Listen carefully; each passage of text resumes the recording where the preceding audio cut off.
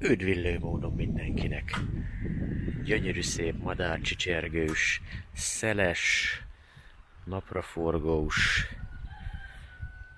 reggelünk van.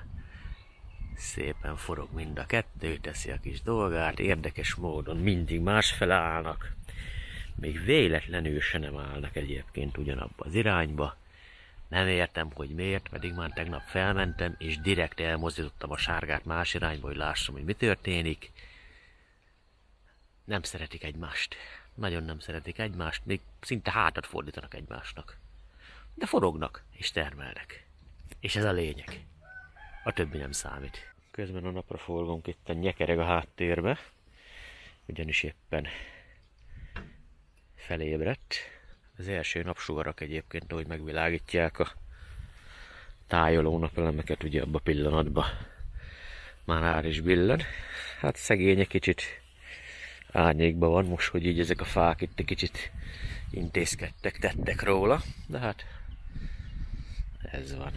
Ebben a hónapban sem történt semmi kirívó, de talán ami említésre méltó az az, hogy megpróbáltam 12 voltra betölteni a 24 volt helyett, úgymond hókusz-pókusz nélkül, és mintha jobb lenne a hatásfok. Hát de ez csak természetes is egyébként, mert ugye könnyebben betölt, és nincs a töltési veszteségünk. Hát felfele konvertálni, az nyilvánvalóan nem egy jó dolog, meg lefele konvertálni se egy jó dolog egyébként, amikor már van egy 24 voltos rendszerünk, és 12 voltos fogyasztókat akarunk ellátni, tehát mindenféleképpen meg kell ezt lépjem a 12 voltos átalakítást, és akkor ugye a kamerarendszer, egyéb ilyen apró dolgok, azok közvetlenbe tudnak az akkuból majd táplálkozni, nem kellett DC-DC konvertert használni, amit majd a következő hónapban talán meg is tudunk lépni. Menet közben Piroskának az ügye is elindult, ugyanis beszereztem némi vasanyagot,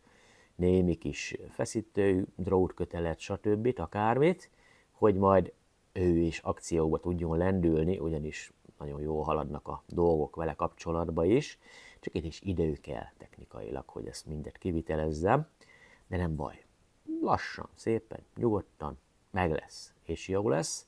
Bár kaptam egyébként hozzászólást, mondom úgy kedves édesapámtól, hogy nem ér az semmit.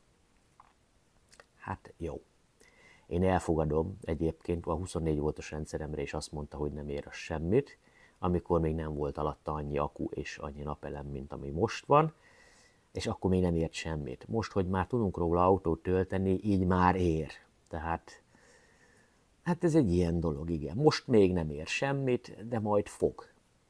Remélhetőleg szélből is leszünk olyan nagyon jól, és Sanyit be kell hozzuk mindenféleképpen. Hát azt nem tudom, hogy még évszázadba fogom behozni, de igyekszem, maradjunk annyiba. Na de, mit termelt nekünk a szelecske? Előző óraállásunk 4007 wattóra volt, a most leolvasott, az pedig len 5025. Azaz 1018 wattórát behoztunk szélből. Hát rég láttunk ilyen eredményeket. Azért ez nem semmi. Hát nem is tudom, hogy történt, de tudom, 12 voltra alakítottam a rendszert egy rövid időre. Paks 2 oldalon a legutolsó leolvasott értékünk az 12178, a most leolvasott 12370, ami 192 kWh-t jelent. Ez több az előző hónapnál, az is igaz, hogy volt némi kis locsolás menet közben. A sárga oltár legutolsó leolvasott értéke 5283, a most leolvasott érték 5708, azaz 425 kWh ment el csak a 48 voltos rendszerből. Hát most így eszembe jutott egyébként az a dolog, hogy megbeszéltük Batonyán is, hogy nem éri meg ilyen rendszert építeni. Hát valóban nem.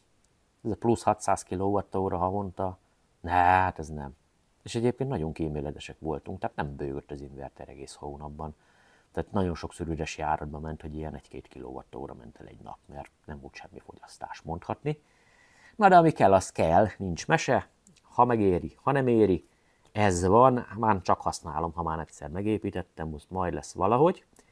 Ha minden jól megy, akkor talán következő részben már fogjuk látni Piroskát is, hogy milyen szépen forog a többiekkel együtt, és természetesen azt is, hogy a vasvedel bekerült a helyére, aztán pedig jöhet a következő projekt, amikor, mit tudom én, 3-4 különálló kis wattmérőt behelyezni egy panelre, a legvégén pedig egy összegzőt, és akkor így Sándornak a nyomdokaiba lépni.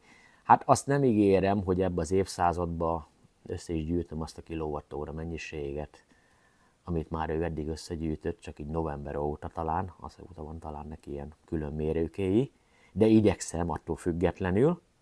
Ja, és nagyon fontos, hallottam valahol egyébként, hogy ha tetszett, akkor nyugodtan nyomhatsz egy lájkot, és ha még nem tetted, akkor feltétlenül iratkozzál fel a Magad Uram csatornára és a Prepper Papának a csatornájára is.